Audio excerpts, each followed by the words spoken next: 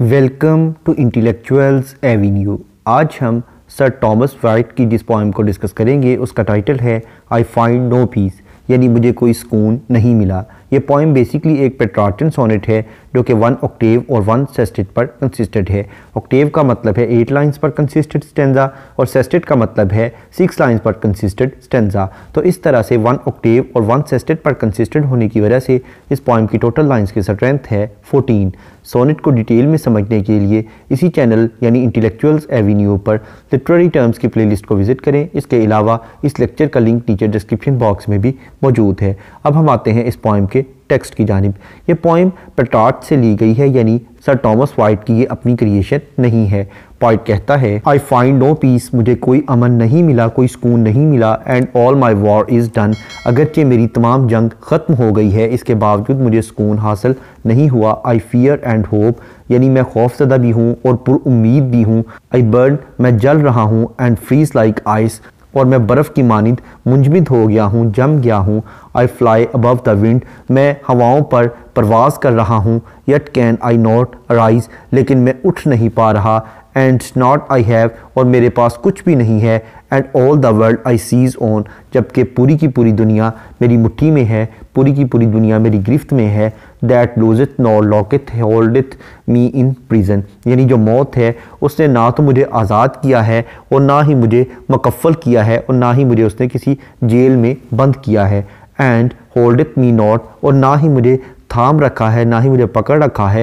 Yet can I scape no wise, लेकिन फिर भी मैं यहाँ से आज़ाद नहीं हो सकता। Nor let it me live, ना तो ये मोहब्बत मुझे जीने देती है। Nor die at my device, ना ही अपनी मर्ज़ी से अपनी तरकीब से मुझे मरने देती है। And yet of death it giveth me occasion, और मौत तो मुझे बहुत से मौके देती है कि मैं अपनी मर्ज़ी से मर जाऊं।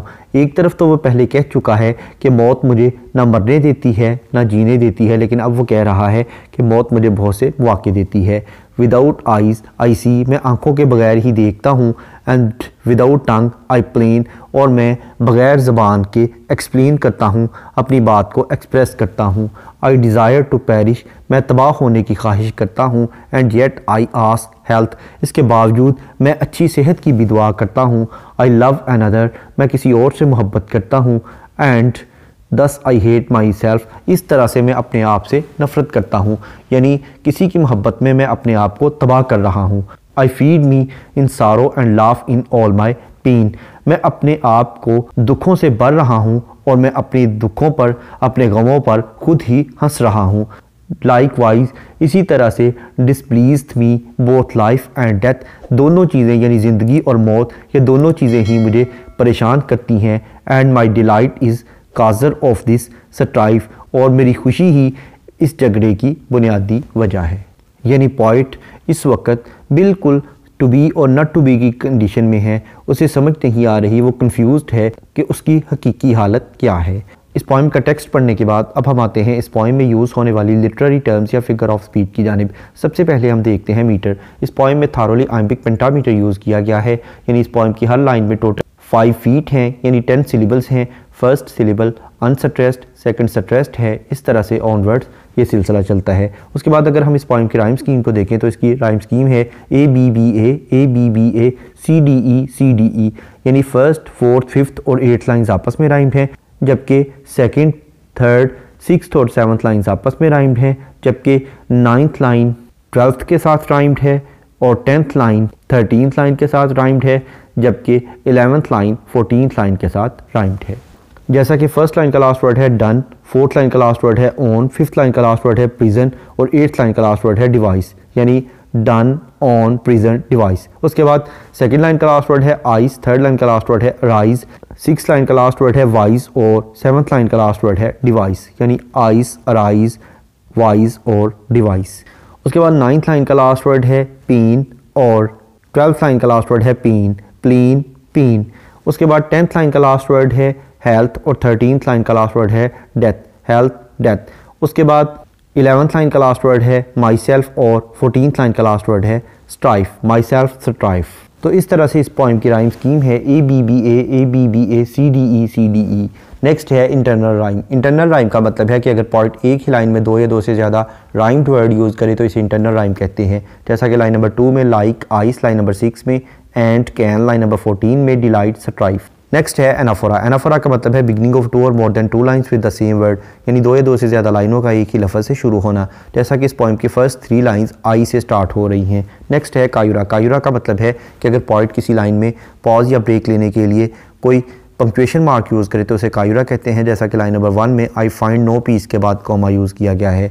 नेक्स्ट है सिमिली। सिमिली का मतलब है to compare two different things on the base of same traits, यानी एक जैसी सिफात की बुनियाद पर दो मुख्तलिफ चीज़ों का मुआवजा करना। जैसा कि लाइन नंबर 2 में वो अपने आप को आइस के साथ कंपेयर कर रहा है कि मैं बर्फ़ की मानिद मुंजमद हो गया हूँ। इसके अलावा इस पॉइंट की ऑलमोस्ट हर लाइन में पैराडॉक्स यूज़ किया गया है। जैसा कि अगर हम लाइन नंबर 3 को देखें तो वो कहता है, एक तरफ तो वो कहता है कि मैं हवा के साथ उड़ रहा हूँ, दूसरी तरफ वो कहता है कि मैं उड़ने से कासिर हूँ। उसके बाद नेक्स्ट लाइन में वो कहता है कि मेरे पास कुछ नहीं है, और दूसरी तरफ वो कहता है कि पूरी दुनिया मेरी मुट्ठी में है। उसके बाद वो कहता है कि मौत ने ना तो मुझे आज़ाद छोड़ा है और ना ही मुझे जेल में बंद किया है। उसके बाद वो कहता है अगरचे मुझे मौत ने पकड़ा नहीं है, लेकिन इसके बावजूद मैं परवाज़ नहीं कर सकता।